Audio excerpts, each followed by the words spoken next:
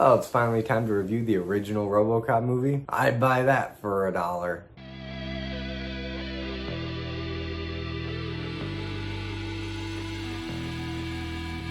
Robocop. Now, Robocop came out in 1987, was directed by Paul Verhoeven. And Paul Verhoeven is one of those directors that you never really know what you're going to get with his movies. He takes some big swings and he does not apologize for it. And his movies can either be really good or just really terrible. But either way, he takes big risks. And Robocop in 1987 was a risk. It was kind of a weird take on a dystopian Detroit. It was sci-fi, but it was also incredibly violent and brutal. And for me, Robocop is a great contradiction of a movie because on the one hand, I could see this movie really appealing to little kids, especially in that preteen era, like 8 to 12-year-olds. I feel like they'd really enjoy the more superhero antics of Robocop. The suit, the voice, the gun, the taking out bad guys. I feel like that is a very comic book superhero idea, and this movie is not kid-friendly at all. This is an incredibly adult, violent, and brutal movie, especially when you start looking beneath the surface. Because at the heart of it, Robocop is classic sci-fi storytelling. It's set in that not-too-distant future where it still feels very grounded and real, and it's Detroit. And it's more or less how we see Detroit today. It's just this wasteland, there's crime everywhere. The police force is overworked, struggling to keep up with the new waves of crime going on, and now we have this corporation that comes in and funds the creation of this new kind of law enforcement, these robots. And the first thing we see in this movie that really tells us that we're in the future, that we're in this sci-fi world, is the Ed 209 robot. This is the prototype robot that they initially built as the perfect law enforcement officer. It's not human, it's 100% machine. It's coded to deal with criminals in a lawful and orderly way until it doesn't, because they unveil this thing in front of the board of directors and they do a little simulation. They have this one guy hold a gun in a threatening manner just to see how Ed 209 responds, and he responds with, they drop the weapon, he gives him an ultimatum, and then the guy just drops the gun. He's like, okay, this thing works. And then the machine didn't process that he dropped the gun, so he's like, you got 10 seconds to comply. And then everybody starts to panic because something's going very wrong, and now it's tracking this guy as he's trying to escape, and he just gets blown away by machine gun fire. And clearly this is not the right approach when dealing with law enforcement. Clearly there's still a few bugs to work out of the system, and having it happen to one of your highest paid board of directors guys in front of everybody else is not a great look. So of course the Ed 209 thing gets scrapped and they start shifting gears into something with a little bit more of a human touch. And that's where Officer Murphy comes in, played by Peter Weller. And he's this super cop. He just arrived in Detroit, got transferred to their precinct, and he's starting to learn the ropes with his new partner. And it seems like almost the first day on the job, he immediately gets in hot water with this gang of criminals. He's trying to do the right thing. He's trying to bust them, but they outsmart him, they corner him, they separate him and his partner, and he just gets obliterated slowly, painfully. It starts with his hand, and then all of these other body parts start getting blown away piece by piece. And if you thought that this was the type of movie to show to your kids when you're young, thinking it's like a superhero story, no, the violence alone in this movie is enough to give it the R rating that it has. Which really did surprise me the first time I saw it. I thought, okay, it would probably be something along the lines of the first Terminator movie where, yeah, it was pretty violent and intense, but it wasn't super gory. I don't remember there being a lot of blood and guts going on in that movie. But here with Robocop, it is incredibly gory and violent. And even though it is pretty shocking early on, I do think it's warranted because the violence here 100% grounds the movie in a sort of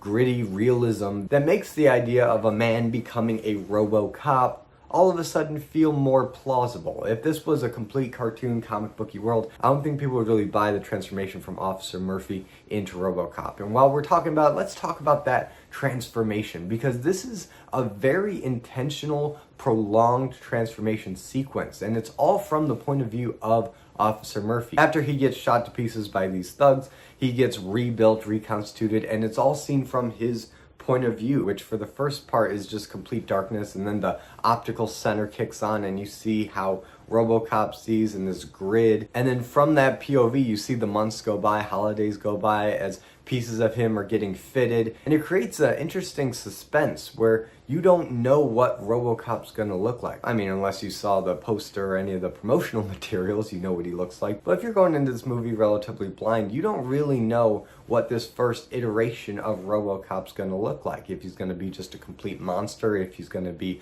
something like the Ed 209, which was our only point of reference in this movie for anything robotic. And then when he is finally revealed, he's revealed in pieces. You see him behind glass, but it's really blurry. You don't get a good look at him. And then the next time you see him, he's in the gun range and he's using his fully automatic pistol, which is such a cool weapon. It's so unique to Robocop that clearly, based on the reactions of all the other officers watching him shoot in this range, they have never seen this kind of firepower in a pistol before. And then it's finally revealed. Once you see what his weapon can do, you see what he looks like, and I think it's a pretty awesome design. It's a little bulky and clunky and definitely 80s, but I just love the look of that visor, the blue, gray, and black. I just love that color combination. And it is something I appreciated that they did have for a little bit in the remake. I know the remake gets a lot of flack for just stripping him down to the all black suit, which I don't necessarily like. I like the multiple colors a lot better. And I did have that for a little bit there, but here we get that for the entire movie, and it's a great look. It's tough, it's intimidating. You see this guy walking into a convenience store or around a gas station, and he's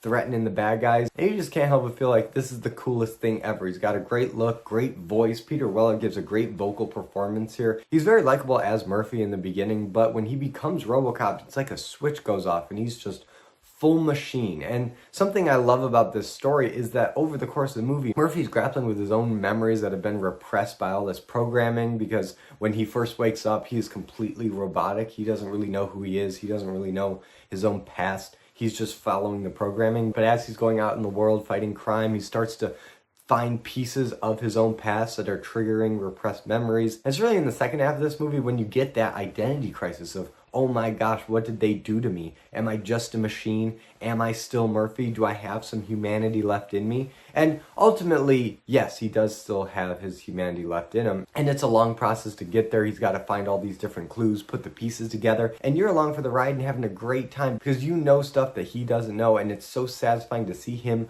put those pieces together in kind of a roundabout way because he can't go against his own programming, so he needs to find these loopholes and obstacles. And this all comes ahead in the third act when he goes up against the head of the company, and he's gonna kill him because he's clearly implicated in all this crime. This investigation found out that his hands were just as dirty as the criminals that he was chasing in the beginning, so he's going to confront him, but his programming will not allow him to take out anybody in that company, probably because of what we saw with the Ed 209 demonstration in the beginning of the movie. And that was such a bad luck that they probably rewrote the code for Robocop to specifically say you cannot kill anybody on the company, so if they try to do another demonstration, it doesn't happen again. But Ronnie Cox, who plays the head of the corporation in this movie and is a Paul Verhoeven favorite, he pops up in a whole bunch of his movies, he knows that and he uses that to his advantage, so Robocop again needs to work his way around that. And I do have to say that even though this movie is a lot of fun and it's a really interesting character story with identity and repressed memories and this whole investigation, finding out who he really is,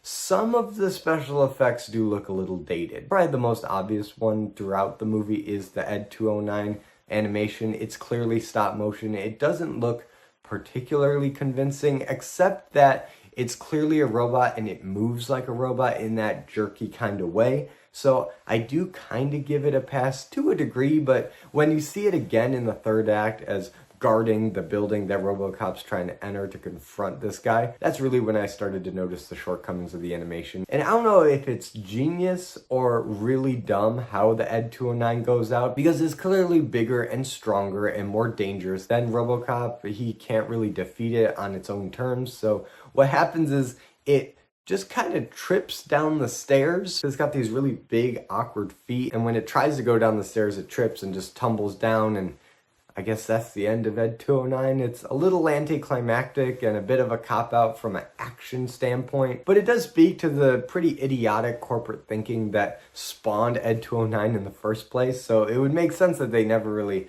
considered stairs as an option when it's just supposed to be walking the streets of Detroit. But the other effect in this movie that really doesn't hold up is when Ronnie Cox dies at the end and he falls out the window. You have to do this awkward puppet animation with him falling down, and it's just really weird because his arms are 2 times their normal length and it just doesn't move naturally. I don't know what they were doing with that effect, but it just doesn't look good. And I guess to wrap up with this movie, even with all of its shortcomings with the special effects and some of them not looking particularly convincing, it does give you a compelling narrative with the identity crisis of Murphy and does a great job of pacing that out. You don't get all the information at once. In fact, you get your first little clue that there's a little bit of Murphy left in him when he spins his gun back into the holster the first time you see him in that gun range. It's very well paced in a way that doesn't feel rushed or forced. It just feels so natural given this ridiculous premise of a man becoming a robot cyborg that fights crime in the streets of Detroit. Again, this feels like something out of the cheesiest of pulp magazines, but it's handled in a way with some real gravitas and grit and just classic sci-fi storytelling. And regardless of what all the action figures, toys, comic books that are clearly marketed for kids will make you believe, this is not a kids movie. This is a pretty mature and adult sci-fi narrative that just gets a little bit deeper and a little bit more interesting every time I watch it. But now I turn it over to you guys. What do you think about Robocop? Whatever you think, let me know in the comments. And would you like me to do a Robocop remakes review comparing the original with the remake in 2014? Whatever you think, let me know in the comments. And if you like this video, be sure to give it a like and subscribe for more content and hit the notification bell to be notified every time I upload a video. As always, I'm Colby. This is my Nerdy Talk, and I'll see you in the next video.